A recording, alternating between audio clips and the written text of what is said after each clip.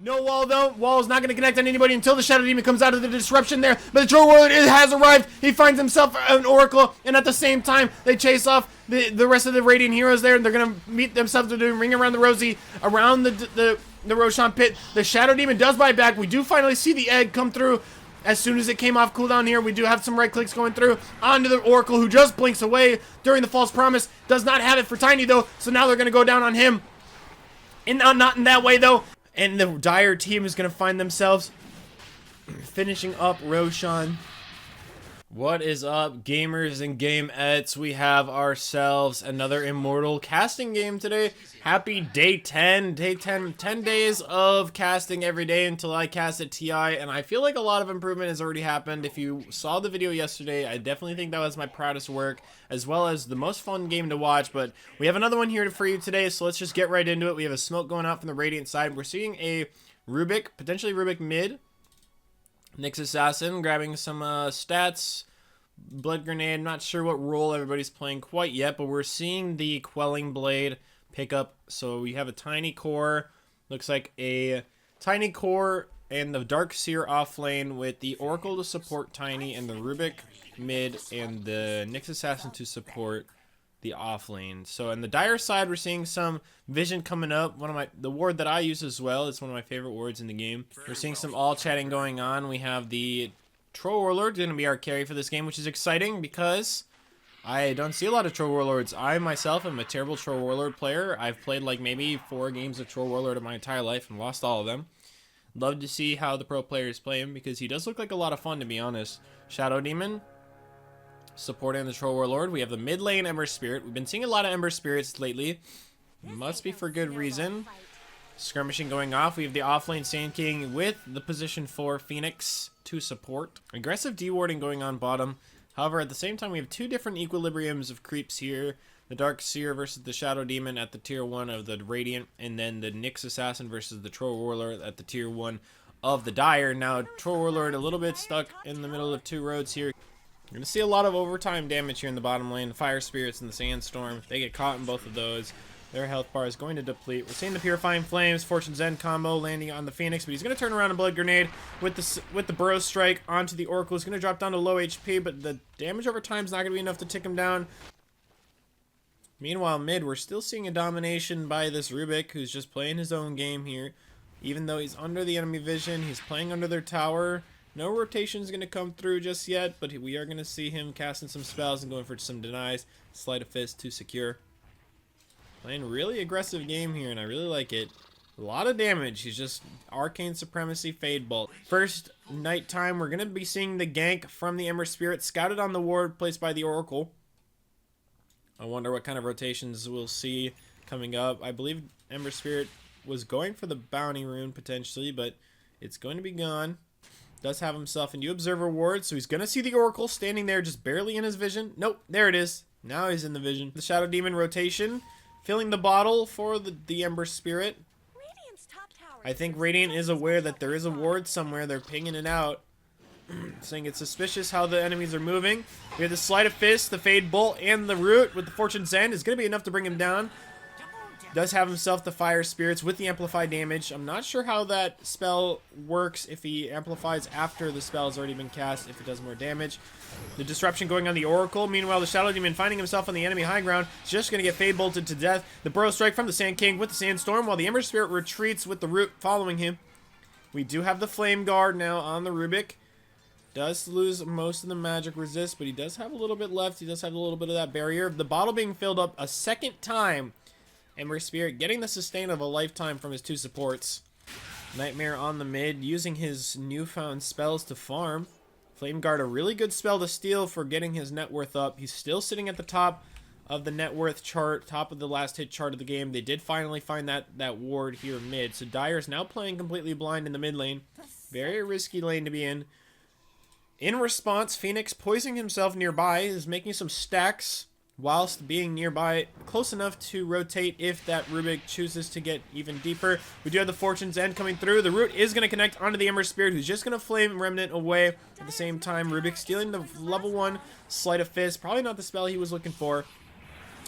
disruption going out onto the Oracle. 2 stacks of Shadow Poison. He's going to debuff him. He's going to make himself magic immune for just a moment here, but it might have been a little bit too early. Now he has 4 stacks. He almost gets the 5 stacks Shadow Poison on him. If we see one more stack, he could just go down. He has the 5 stacks. You gotta blow him up before he can get the Fate's Edict. He's going to Fate's Edict himself any second now, and the damage is going to be blocked. He does the Fate's Edict. The Impale is going to be landing on 2 Phoenix, being caught into the wall of Replica. Ember Spirit as well, walking through it. The Oracle's going to go down. Meanwhile, we do have the Shadow Poison and the Root. We have the Sleight of Fist as well as the Searing Chains connecting onto the Rubik. He has 3 stacks of the Shadow Poison on him. He's going to go down to 4. The Sleight of Fist is ready. We do see the Dark Seer going down here. They're diving near the tier 3 tower, up near the high ground. We have the 4 stacks of the Shadow Poison. He's just gonna pop it here, and their last hit from the Ember Spirit is gonna bring down the Rubik, swing the gold net worth back into his favor. We're now seeing the Troll Warlord and the Ember Spirit on top. The net worth lead finally going out to the Dire. These deep wards, or like the Spire wards here, might have been the catalyst of this disaster for the Radiant here. If they don't find those wards soon, we're gonna get the first item Bloodstone on the Sand King. I don't think I've seen this before in my lobbies. The first item Bloodstone is quite interesting. He is going to be getting not only that spell lifesteal, but the AoE bonuses for his Epicenter, the Stinger, the Burrow Strike, and the Sandstorm. So that's a lot of value from the AoE bonus. Meanwhile, mid lane, we're seeing 3 heroes mid, scouted by the Nyx Assassin. They don't know that he's invisible. The Vendetta's going to connect onto the Phoenix with the Impale. He's not going to have time to get his egg off. Adding up here, if you think about it, every 6 seconds he has so many spells he can spam. Smoke of Deceit onto the Dire here. Looks like they're going to be looking top for a kill. We have the Dark Seer showing on the lane, as well as the Nyx Assassin. They do see the Oracle on this vision as well, so they know that they don't have backup. The Smoke of Deceit, they're going to be walking up. The smoke's going to break. He's going to go ahead and do the Demonic Purge onto the Dark Seer, who's going to try to sprint away, but it's not going to work. But the Oracle, the False Promise, is going to connect onto the Dark Seer. While he heals, he's going to also pop his magic wand. He's just going to be staying alive just barely. But meanwhile, in the back line, we do have the Ember Spirit. He's going to drop the Searing Flames onto the Oracle. But at it over here, we missed the Shadow Demon and the Phoenix. He's going to be going down, while Ember Spirit playing a little bit too deep, because while he was in the back line killing the Oracle, his team was going to go down. Goes for the Searing Chains. He's going to get the Searing Chains. Is going to stun him with the Spiked Carapace. Is going to have that Vendetta connect. 3 heroes going down for the Dire. 1 hero going down for the Radiant. They still don't scout this ward, though. This ward's getting a lot of value. However, they have this ward that's scouting a lot, getting a lot of value, but they might have been a little bit overconfident here. It looks like they might be wanting to go for another play here. However, Ember Spirit's behind him, going to be taking some creeps. Slow down the Tiny's farm while speeding his own.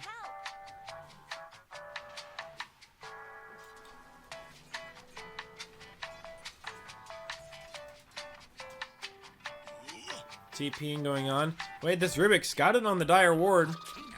As you can see, he has no idea. He has no idea he's about to get stunned. The Burrow Strike with the Whirling Axes. He's going to respond himself with the Telekinesis and the Fade Bolt. At the same time, he's going to steal the Sandstorm, so he's going to go invisible, but they do see him while he's nearby the Sentry. But now he breaks out of his own invis. It might have been a mistake. He had no idea. He was actually invisible to Whirling Axes. The double Whirling Axes are going to connect, and they're going to go down. Meanwhile, the Shadow Demon dying mid while the Radiant heroes are rotating. We do have the Ember Spirit getting the Searing Chains off, but the 3-man vacuum into the wall. We have the False Promise going down on the Dark Seer at the same time. The Egg's going to be coming through while the Ember Spirit starts to DPS down. The Oracle is going to start healing himself. The Dark Seer not able to escape because he's going to get hit by the Burrow Strike. The Fire Remnant with the Searing Chains is going to go down onto the Oracle. He's going to get lower on HP. He's going to tick down a little bit to the Flame Guard, and he's going to go down to the right click. Rubik being found as soon as he respawns. He's going to find himself the same 2 antagonists as before. The Burrow Strike with the Demonic Purge, or whatever it's called. Demonic Purge. It's going to go through. We do see the false, what is this? Fortune's End going down onto the Ember Spirit. It's going to remove his buffs. Same time, Searing Chain's going to come through. Ember Spirit doing that a little bit blind here. He does not know that there are 4 enemy heroes right here. They do see the Tiny. He is invisible. The Sleight of Fist is going to go through. We do have the Dust coming out with the 2-man Burrow Strike from the Sand King in the Sandstorm. But we do see the 3-man stun from the Nyx Assassin. The Ravage comes through with the Impale. It's going to allow them to disengage. I think they're looking to to defend this tower here. We do have the Nyx Assassin Dagon pick up. He's going to go through with the Vendetta, Impale, Dagon, Mind Flayer onto the Phoenix. He's going to go down to the back line while the heroes are retreating. We do have the Fortune's End coming through and rooting the Sand King. The Spiked Carapace is going to stun them all for just a moment here, but he's going to go down to the Sleight of Fist. Meanwhile, at the same time, we do have Shadow Poison being picked up from the Rubik, a very dangerous combination, because every time he casts a spell, his AoE does get bigger, and every time his AoE gets bigger, he gets these. He also has the spell amplification from Arcane Supremacy, so he has 26% spell amp with the Shadow Poison damage. If he gets 5 stacks on any of these Dire heroes, they are going to go down. Even if they BKB'd, I think they would still die. Not actually, but that would be cool. We do have the Blink. The Tiny being spotted on some sort of sentry. He is seen. He's going to ping out that we do require vision here. Has no idea what's going on. The Egg's going to come through with the damage from all these. We have Epicenter Egg, Shadow Poison, Demonic Purge. Everything you can think of being used on this Tiny, the hard carry for the Radiant side. It's going to go down. I think he was scouted on this ward right here, and they just followed him. This ward is going to scout Shadow Poison. Shadow Demon now being seen on the ward. He's going to put the Observer and the Sentry, so they both teams do see these wards going through. We do have some right clicks going on from the support action. That was some support gameplay right there. We have a returning character in the series, Pfizer.com/refund/kek. I think he was on episode 1 of this series. We do have the Nyx Assassin with the Ion Shell. He's going to be... We do get him kind of somewhat scouted by the Sand King here. He does now see the Nyx Assassin. We do have some rotation from the Die here. He's going to blink into the Burrow Strike with the Sandstorm. He does see himself a Disseminate as well as some Shadow Poison, but we do have the Fate's Edict going to be cast with some Purifying Flames. Does have the Guardian Greaves to keep himself alive for just a little bit longer here from the Darkseer, who's going to get himself rooted. Now no longer has himself a debuff. We have the Fire Remnant being placed back just in case. He's going to retreat to it after doing a little bit of damage with that Sleight of Fist. We do have the BKB pickup from the Troll Warlord. I think now that it is daytime, we see a lot of heroes converging here at the Roshan Pit. I think it's a very smart play. This is exactly the time they want to do it, because even though the Radiant can come to this, they are losing the vision game down here. Dire looking to maintain this lead. They have the 2k net worth lead. They may not be as far in the lead as they might think. However, a lot of their heroes are pretty strong right now. There's not much the Radiant can really do against the Phoenix Egg. There's not much the Radiant can do if they all get caught on the Burrow Strike Sandstorm with the Epicenter. However, they do have some big potential here if they see the Darkseer Vacuum Wall combo with the Tiny nearby, with the cleave damage from the tree. He does have the Shard, as well as the Tree Throw. Does the little bit of splash AoE. We do have a smoke coming in from the Dire. Not scouted by the Radiant at all.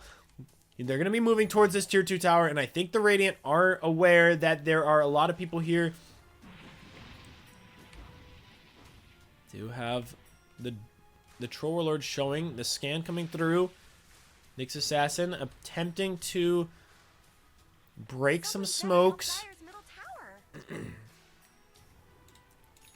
We do have the Ember Spirit showing on the Radiant Vision, as well as the Shadow Demon, who does put the Sentry down, and it instantly banishes the Nyx Assassin, who does get the Spike Carapace. So when the Burrow Strike connects, he's going to stun a lot of heroes. We do have the Egg with the wall. No, the Vacuum is only going to connect on one, so he does have one illusion, but the wall is going to, or the Egg's going to explode. It's going to stun 3. Nightmare finally coming through. He does have the Egg and Scepter, so he does have he does steal himself the Phoenix Flame, as well as the Searing Chains is going to connect onto the Phoenix. He's going to go down to low HP. However, the Nyx Assassin is going to take a lot of damage. The Troll Warlord finally arriving. Does have the BKB. He's going to start smacking down on the Rubik, who does get the False Promise, but I don't think it's going to be enough. The False Promise is going to actually, it's going to end, and he's evading attacks. I don't know how he's evading. I think it's because he had the Phoenix abilities, so he does have the evasion at 10% evasion. He's going to miss 2 attacks. It's going to be enough to save the Rubik. Darkseer hoping to escape. He does get his spells. He does get some sort of purge on him from somebody, so he does not maintain the max movement speed. All of his allies are dead. However, the Troll Warlord does respawn. He does have the Aghanim Scepter. He does not have the Battle Trance, though. He's going to start right-clicking. He's going to go down to the Tiny Toss and the Double Tree combo, so the Dire team actually only walk away with 1 kill. If we look at the fight recap, this might just be the turnaround that we were looking for the Radiant. If the Radiant wanted to come back from this game, this is exactly the fight they were looking for. We see this Oracle never goes down, so he gets 7 Purifying Flames. Think about it. 7 times 360. That's a lot of healing, a lot of dispels, and he does even do 2 Reigns of Destiny with the healing amplification, guys. I've been telling you every single day of this thing of this series that we're doing, that right now, dude, sustain is so strong. They were not able to kill the Oracle, and they absolutely lose the fight because of it.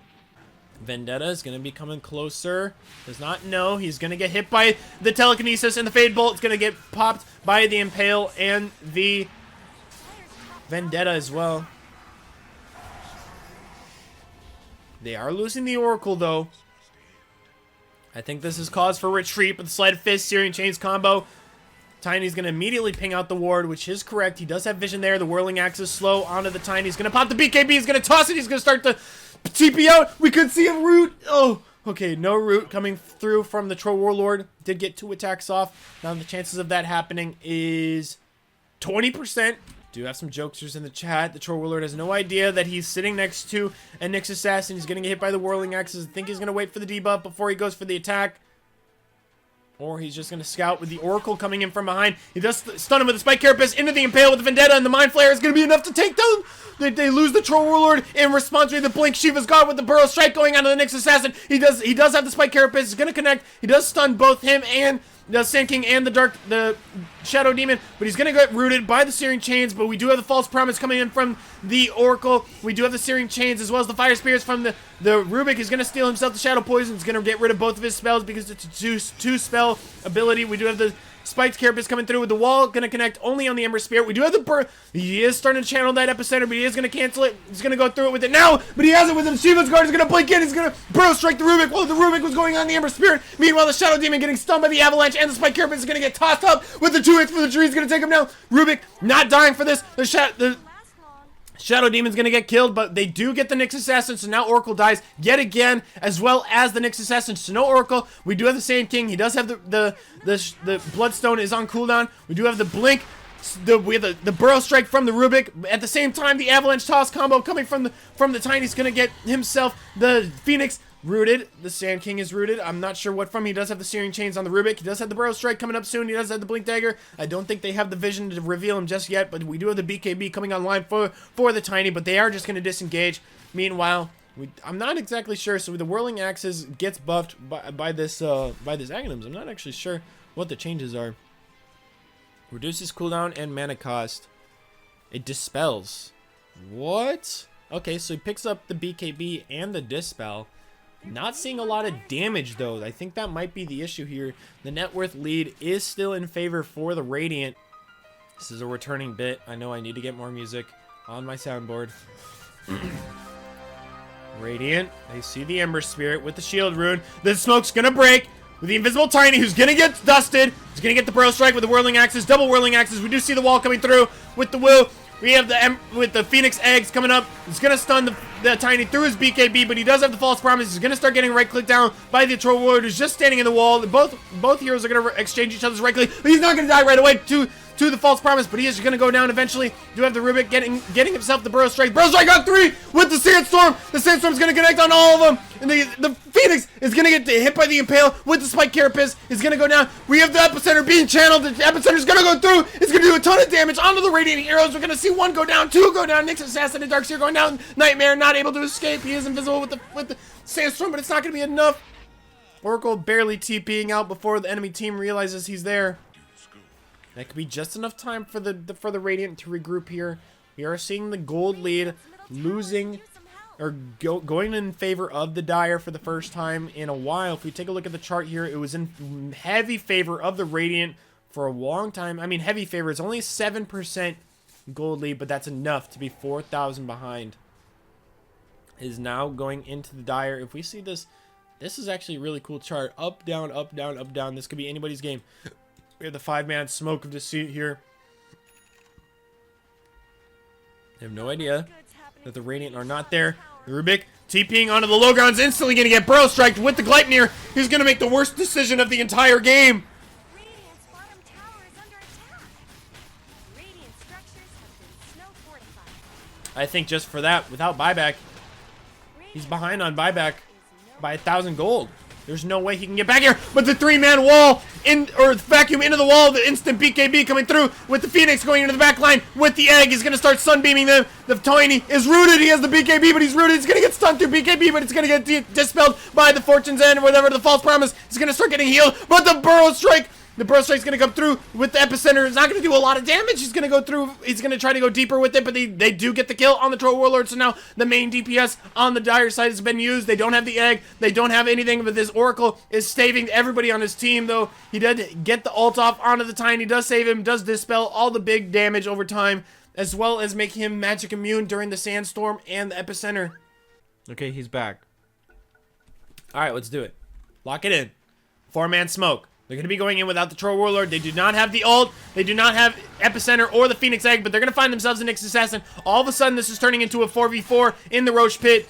Tiny's just going to keep hitting him down, but they're going to easily catch up. They do have the amplified damage on the Ember Spirit with the Gem of True Sight, so he's going to be able to find himself to Tiny as soon as he gets down there. They do find themselves a Rubik. The Sleight of Fist Searing Chain's going to connect. The 2-man vacuum. No wall, though. Wall is not going to connect on anybody until the Shadow Demon comes out of the disruption there. But the Troll Warlord has arrived. He finds himself an Oracle, and at the same time, they chase off the rest of the Radiant heroes there, and they're going to meet themselves to do Ring Around the Rosie around the Roshan Pit. The Shadow Demon does buy back. We do finally see the egg come through as soon as it came off cooldown here. We do have some right clicks going through onto the Oracle, who just blinks away during the False Promise. Does not have it for Tiny, though, so now they're going to go down on him.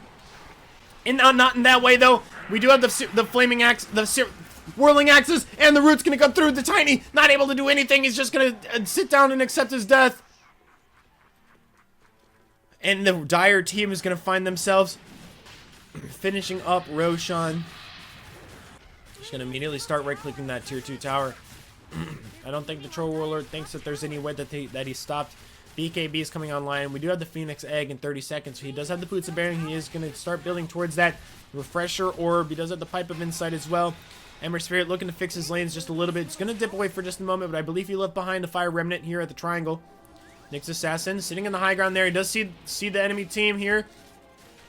He's just going to use the Vendetta and the Impale onto the Sand King, but he's going to get Spike Carapace, the 2-man vacuum into the wall. We do have the Troll Warlord and the Ember Spirit finding themselves in there, but the 3-man Epicenter with the 2-man Burrow Strike in the backline is going to take out the Oracle's going to go down to low HP. He's going to have to ult himself. He doesn't have anything for Tiny. Tiny's going to get rooted again. He's just going to be candy for the Troll Warlord. He's going to battle. Trance is going to get themselves. Ladies and gentlemen, Oracle finding himself out of position. What was the MVP for the match is now just an honorable mention for the Radiant side as we see the game being claimed by the Dire. For sure, no buybacks. This is spilling the end of the game. Remember, this is top 35 Immortal on the Radiant side. He does find himself caught out and killed yet again. Radiant's Ancient is under attack. Dire victory! Thank you guys for watching the casting portion of this video. Please leave a comment on what you guys think. This was a bit of a shorter game than what we were seeing before with the other games that go back and forth. If we look at the graphs here, this is for sure an even game up until the Dire win one big team fight, but then the Radiant had themselves a bit of a turnaround here, but they lost it whenever the Dire team started to finally prioritize that Oracle in the backline, as well as the Burrow Strike landing on all their backline heroes. We saw Burrow Strike landing on Rubik and Oracle multiple times. He already had the epicenter going with the lifesteal. They're not able to really turn around on him. They have no choice but to disengage. I think that the true MVP of this match might just be the Sand King, though, because throughout the game, he was always moving through around the map, stunning the backline, and doing the epicenter, just being super annoying. He only died one time, and I believe that was not until 26 minutes into the match. 22 minutes into the match, he gets his first death before he had the Shivas and all that. So once he got the Shivas and the Eternal Shroud, then picked up the Aghanim Scepter, he was just unkillable. I think this is the true build for Sand King. Get the Sand Shroud, get the Bloodstone. I think the Bloodstone was a really cool idea because they had a lot of damage on the Radiant side with a lot of sustain. And like I said earlier in the match, I think the Bloodstone pick up the 30% lifesteal with all the AoE damage, and the AoE bonus, big. You know, you get a lot of synergy with that Sand King. All of his abilities are use AoE. That's probably how he was getting the big the Burrow Strikes on multiple heroes, the Shiva's Guard reaching everybody, the Sandstorm reaching everybody, and then that alongside with the Aghanim's pickup at the very end, that last team fight, they just had no chance. They were not going to get the kill. Eternal Shroud for the magic resistance, Shiva's Guard for the armor, the bonus damage, and the mana sustain. There was just not much they could do. This hero was absolutely on top of them every single fight, blinking in the back line, stunning who he needed to, keeping the Oracle, making sure the Oracle had to ult himself, and as soon as the Oracle ulted himself, the fight was already won for the Dire, because then the Yuma is just able to BKB, Battle Trance, and walk in and beat up the Tiny. If you guys enjoyed this match, please leave a like and subscribe to the channel for more. I have more content coming for you guys very shortly here, and if you're watching this right now, chances are I might just be live on Twitch or YouTube or both. I'm gonna give it a try here. We're gonna do some grinding of the Act 3. If you guys didn't know, the Frosts of Icewrack just came out for Crownfall, and I only just got started here. I have completed all the other ones here, but now that we have this channel online, we can probably stream some gameplay of us playing some unranked and getting this for you guys. So thank you guys for watching, and I will see you guys next time.